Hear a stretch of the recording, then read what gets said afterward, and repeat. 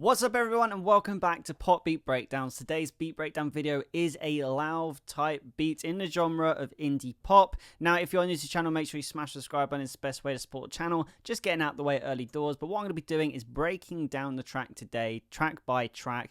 Order everything was added so you can get the best understanding of how to build up a production for yourself, as well as plugins used, as well as the instruments. I'm going to leave links below in the comments and description for any plugins that I use in this video if you want to check them out for yourself after this video. And just before we do get into the video, guys, I just want to quickly tell you about the Ultimate Pop Producer Sample Pack. I've spent the last year working on this, and if you're someone who struggles to find new sources of inspiration, I've created just a pack for you. There's over 1,000 royalty-free samples for you to choose from. I actually use some of the samples myself in these productions. So if it sounds like something that will help you or your productions, I'll leave the link below as well so you can check out the sample pack after the video. But with all the mandatories out of the way, let's not waste any more time. Let's get into the video and let's break down this Lauv / indie pop type beat. Okay, so firstly, let's just have a quick listen to what it is we're going to be breaking down today.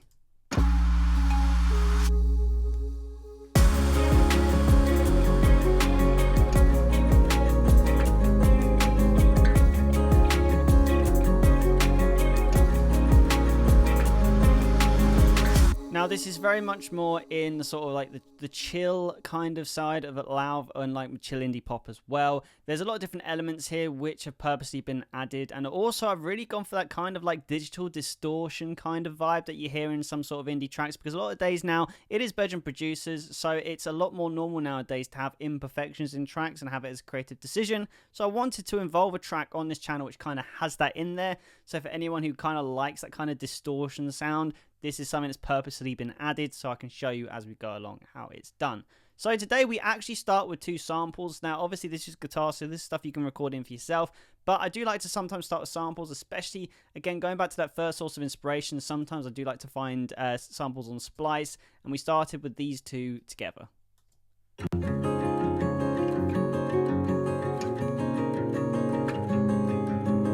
Very pretty, and like the two of them came together in one pack. And again, it's acoustic guitar, and it's actually not the best captured acoustic guitar. Just have a listen to this again.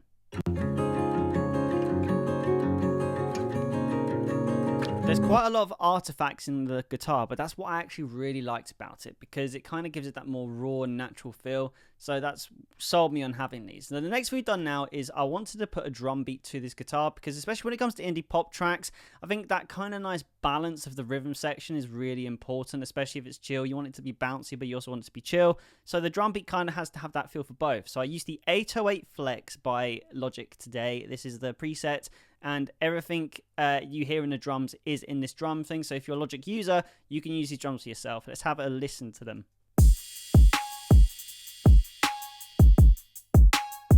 Very simple drum beat. Now, the cowbell, the digital cowbell, is very important in this. This really does tie the whole vibe together. Have a listen to this with the guitar.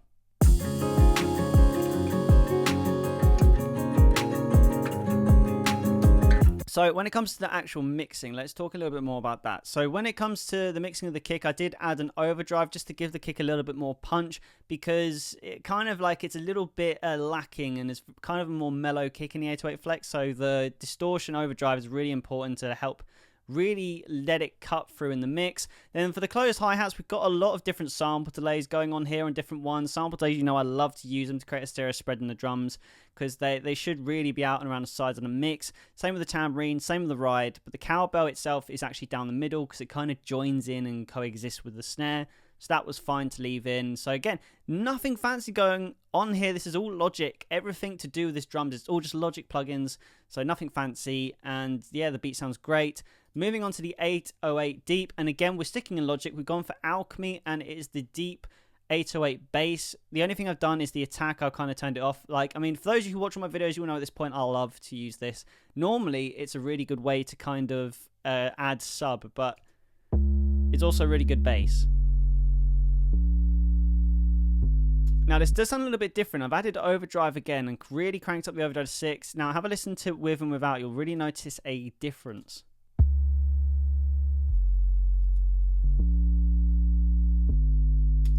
So the reason why I did the overdrive in, as well as the kind of EQing I've done here, is because I really wanted to bring out the mids and the highs, because even though the 808 bass is very subby, I did want the mid to, I wanted to have a say in the mid to high frequencies as well, because the more mids it's got in it, the more you can actually hear it rather than feel it. So it was really important to make sure the 808 was sticking through in the mix, so when you put it all together, you can actually hear the bass.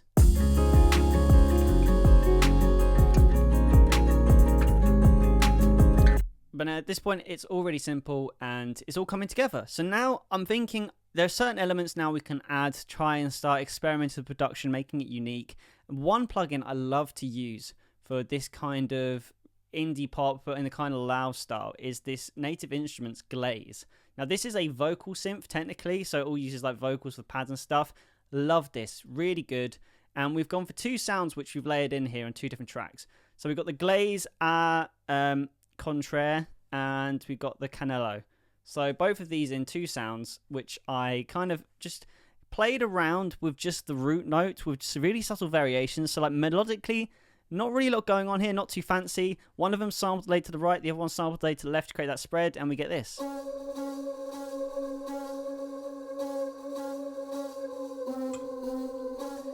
Now this is where I first installed that distortion I was talking about as an effect, because on the instrument 25 on this one,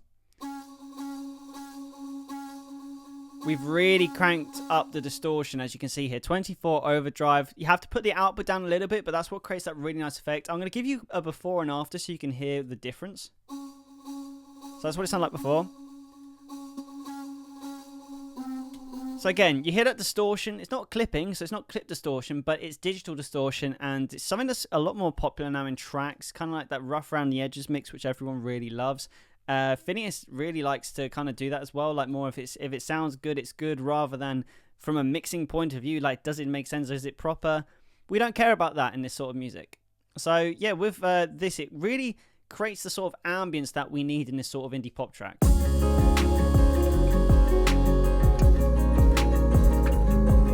And it's really important to kind of have it back in the mix, because they're kind of acting as pads. I don't want them too far forward in the mix, so I did set the volume so they're more sat back in the mix, really important. And then at this point, I kind of like to dive back into Splice sometimes, see if I can find any extra elements. So I've got a shaker and some percussion, which I just found, and I thought, hey, it was 80 BPM, let's just see how it sounds.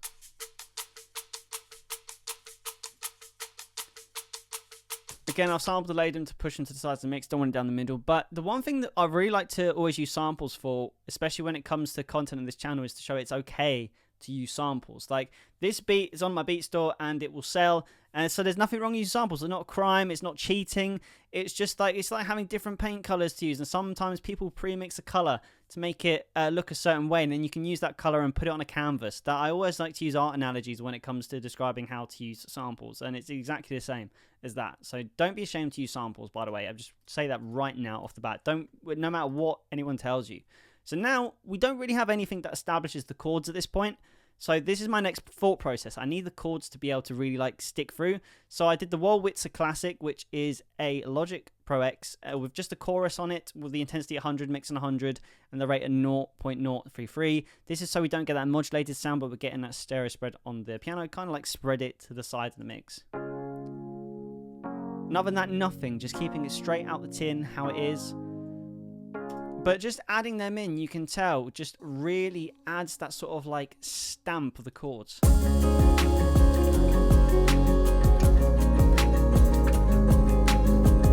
So at this point, pretty much happy with the production. Now, there's only a couple of things now which we need to do before we can get into the mastering stage of it. Firstly, what I've done is I've actually recorded, yes, for those of you who are OGs to my channel, you know I normally use Native Instruments. I actually recorded in guitar today, and we're using Guitar Tool Rack by Waves Audio. Now, I really like this. I'm always, you know, in a toss-up between Logic and Native Instruments and their guitar rack and the tool rack here. Out of the three of them, I still think I prefer Native Instruments, except I always use the demo, so whenever I record guitar, I've got to bounce it straight away. But Waves is a really good alternative to Native Instruments guitar version. I can't remember what it's called off the top of my head, but Logic, I've never really quite got on with their guitar, their pedals and effects. I don't know why. They have some sounds I like, but the Waves and Native Instruments ones are better, so I used the Waves one today, the Guitar Tool Rack. And then just recorded in this really fun guitar pattern. Very simple muted guitar. Now, I realised my guitar was actually slightly out of tune, which is a big mistake, but I put pitch correction on, which actually really did fix the problem.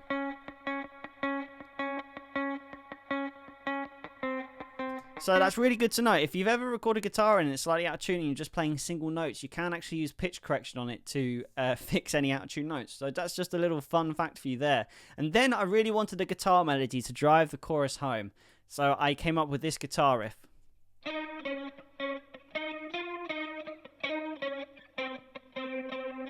And I'm always a fan of anything modulated sounding, so I went for this.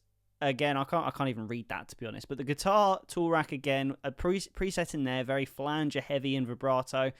My favourite kind of guitar.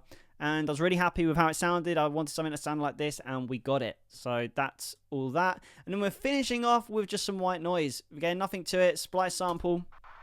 Simple. Just make sure you got everything lined up properly. There you go.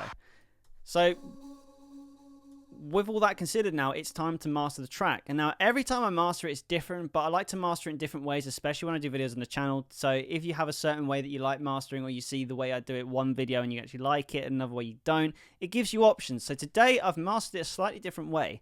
So the first thing I did was I chucked it straight into Logic's mastering, and I did turn down the auto EQ by 21% because I didn't want it to do the mastering for me.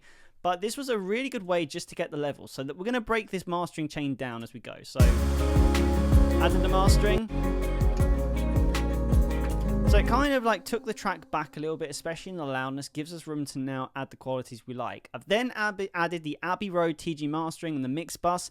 Really nice preset just to kind of tie everything together. Listen to this. Just makes the mix sound a little bit cleaner. And then today we're using the Vitamin by Waves Audio. Now I used this plugin a lot back in the day. I've started using it again. Really good way just to balance all the frequency bands. So that's before. It just gives you a little bit more sonic control over the whole frequency range of the track. So I really like to use this. I also like to use these as well to add a little bit more of a stereo spread as well, a little bit more width to the tracks. The Vitamin, always a pleasure to use. Now then we've got channel EQ, just a little bit of a high boost and a low boost to let that sub cut through.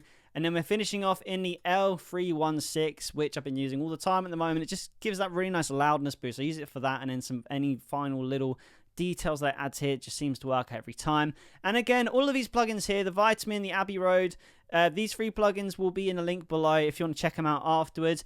Vitamin I've used for years. I cannot recommend it enough, not even only for mixing mastering, it's also for vocal mixing as well, guitar. Like, this is just a fantastic plugin, and if any of these 3 plugins you should check out the Vitamin. The Abbey Road TG mastering is nice as well in certain situations, especially for like that saturation, and the L316 is incredible for loudness. So if you struggle with loudness, this little bad boy will help you right out. But when you put that all together, guys, you get the finished track.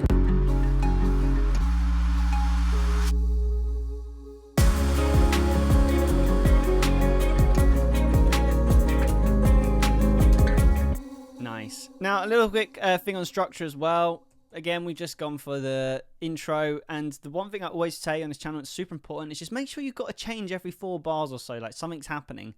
Now for this one, it felt really natural to let the intro just run out because there might be a vocal coming in. Then after 4 bars, we've got the hi-hat, another 4 bars, we're introducing the cowbell, and then this. So you can see every 4 bars, something's changing. We get away from the chorus because we did the very simple thing of just changing up the melody of the guitar to make sure it sounds like something's changing. But then we go back to the 4 bars, change, another 4 bars, that actually stays the same, but the vocal's doing the job there, and then 4 bar change, 4 bar change, 4 bar change, vocal, 4 bar change, 4 bar change, 4 bar change, vocal, and then that's kind of a repeat, but it will be the vocal doing the work. So again, just every 4 bars, if you change it up, even if it's something, taking something out, adding it in, you can add that development that you want in your productions. But yeah, guys, that is how to make an indie pop / Lauv type beat. If you found this video helpful, make sure to smash the subscribe button to support the channel. And if you want to get some more sources of inspiration for yourself, make sure you check out the Pop Producer bundle below, which I'll leave in the description. But yeah, guys, thank you so much for watching. Keep making music, and I'll see you in the next video.